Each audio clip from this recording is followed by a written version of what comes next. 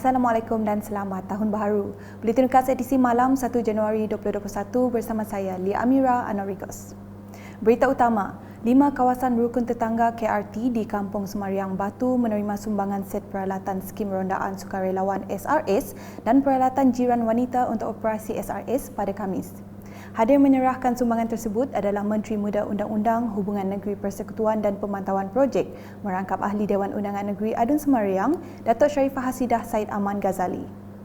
Menurut beliau, penyerahan keperluan peralatan itu bertujuan memberi galakan dan sokongan kepada anggota SRS untuk meronda dalam komuniti masing-masing. Sejurus selepas itu, Datuk Sharifah Hasidah berkesempatan meninjau projek transformasi luar bandar RTP bagi tahun 2020 iaitu penambahbaikan Dewan Kasbah Kampung Semariang Batu. Laporan seterusnya. Golongan muda dan belia di negeri ini perlu memanfaatkan masa terluang dengan terlibat dalam aktiviti atau sukan sekaligus membentuk masyarakat yang sihat. Adun Simunjan Auladris berkata antaranya mereka boleh terlibat dengan sukan tradisional seperti permainan gasing. Jelasnya permainan gasing harus diwariskan kepada generasi baharu masa kini supaya mereka dapat mewariskan sukan tradisi tersebut. Berucap semasa majlis penutupan pertandingan pangkah gasing tertutup Kampung Sageng, beliau memberitahu meskipun penganjurannya dilaksanakan dalam skala kecil, namun usaha yang berterusan mampu menarik lebih banyak penyertaan pada masa hadapan. Dalam majlis sama, beliau juga mengumumkan peruntukan sebanyak RM5,000 kepada Kelab Gasing Kampung Sageng untuk menaik taraf gelanggang gasing di kampung tersebut.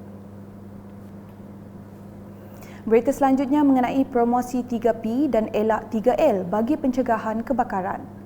Pengarah Jabatan Bomba dan Penyelamat Malaysia JBPM Sarawak, Kirudin Rahman berkata, atas sebab itu pihaknya mempromosikan 3P iaitu pengawasan, pencegahan dan perlindungan bagi mengelakkan perkara 3L iaitu lupa, lalai dan leka dalam usaha mencegah kebakaran.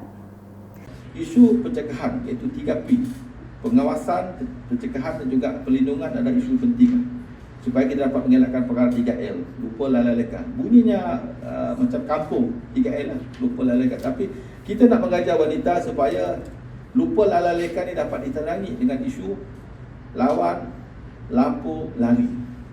Inilah kalau boleh kita lawan dengan knowledge, dengan equipment yang ada, kita lawan nanti. Sebab 5 minit pertama amat kritikal.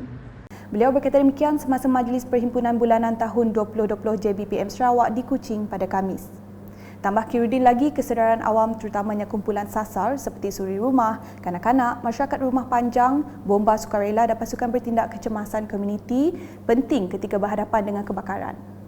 Dan pada kes tahun ini, rumah panjang daripada 21 kes tahun lepas, tahun ini mencatat 15 kes saja. Daripada 15 kes ini, 5 kes rumah panjang tersebut dapat diselamatkan oleh pasukan komuniti sendirilah. Pada tindakan pertama, 5 minit pertama mereka telah dapat mengurangkan. Inilah menyumbang kepada jumlah kerugian yang menurun. Pada majlis itu, Menteri Kebajikan Kesejahteraan Komuniti, Wanita, Keluarga dan Pembangunan Kanak-kanak Sarawak, Datuk Seri Fatimah Abdullah telah merasmikan program Celik Suri kalender JBPM Sarawak 2021 dan menyampaikan apresiasi kepada pegawai bomba wanita. Berikut pula, Pergerakan Wanita Parti Pesaka Bumi Putra Bersatu PBB Cawangan Tanjung Datu sudah bersedia berdepan dengan pilihan raya negeri PRN Sarawak ke-12 kelab. Ketua Pergerakan Pemuda PBB Cawangan Tanjung Datu, Azizul Anwar Adenan, yang mewakili Ahli Dewan Undangan Negeri Adun Tanjung Datu, Datuk Amar Jamila Anu berkata, mereka berperanan untuk menarik ramai pengundi baru dan berkempen untuk pilihan raya kelab. Berucap pada majlis penutup Bengkel Penyelarasan dan Perancangan Strategik PBB Tanjung Datu di Auditorium Salkra Bajo Training Center Lunduk, beliau memberitahu ia penting bagi menyelami permasalahan di peringkat akar umbi. Sementara itu, Ketua Pergerakan Wanita PBB Cawangan Tanjung Datu, Fatimah Abdullah berkata, sayap Pergerakan Wanita sudah siap siaga dan bersedia berada di hadapan dalam memastikan kemenangan di Tanjung Datu kelab.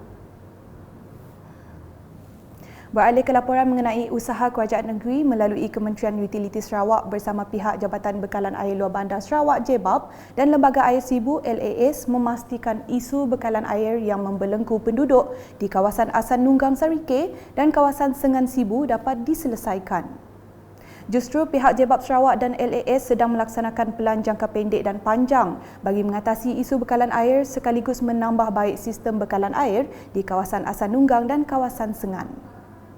Menurut kenyataan media yang dikeluarkan pada Khamis, bagi kawasan Asan Nunggang yang terletak di bawah kendalian Jebab bahagian Serikeh, beberapa solusi jangka pendek dan panjang telah dirangka bagi mengatasi isu bekalan air yang melibatkan penduduk di Rumah Sawong, Rumah Nyundang, Rumah Serani, Rumah Galin, Rumah Ladong, Rumah Matthew, Rumah Dennis, Rumah Merai, Rumah Saloma dan Rumah Kerampu.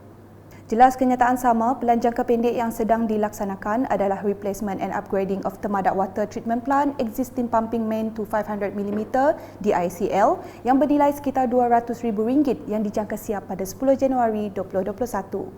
Selain itu, pelan jangka pendek yang bakal dilaksanakan oleh pihak Jebab Sarawak adalah pembinaan saluran paip baharu di takungan air bulat yang mana saluran paip baharu itu akan menyalurkan air secara terus ke kawasan-kawasan tersebut.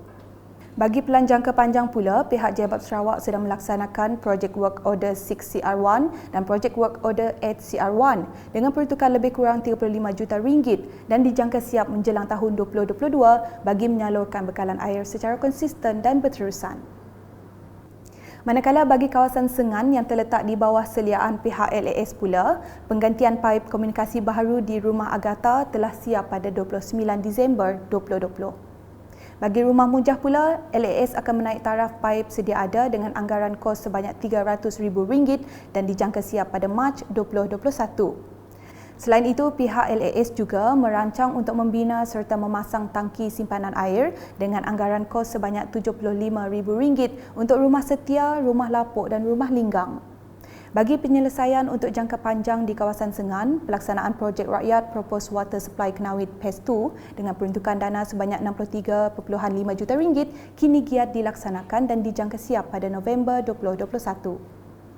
Sekian edisi malam bersama saya Lia Amira dan kru penerbitan. Berita lebih lanjut boleh didapati di semua platform media sosial UKAS termasuk portal ukas.sarawak.gov.my dan pastikan anda subscribe UKAS Channel di YouTube. Salam UKAS.